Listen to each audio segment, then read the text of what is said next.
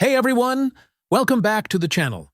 In this video, I'm going to show you step by step how to create a ragdoll effect for a 3D character in Unity. Super fun and pretty easy once you get the hang of it. So here, I have a basic 3D character model in Unity. Before we start, make sure your character is rigged, either humanoid or generic, as long as the bones are properly set up. First things first, let's prepare the scene.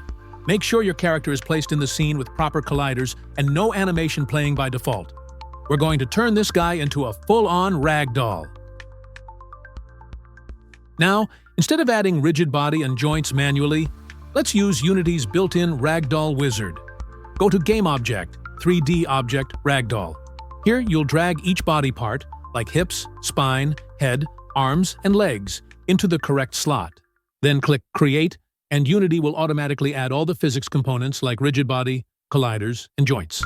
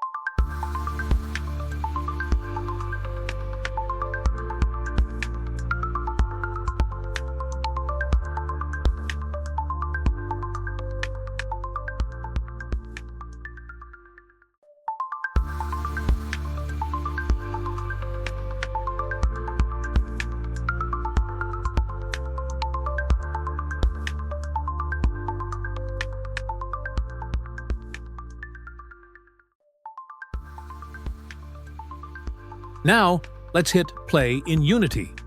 You'll see the character standing still or playing idle animation because the animator is controlling the pose. Here's the fun part. Go to the inspector, find the animator component, and just uncheck it. Boom! The animator stops working and the physics takes over. Your character collapses like a real ragdoll. You can even re-enable the animator while in play mode, and your character will snap back to animated pose. It's a great way to test ragdoll behavior quickly.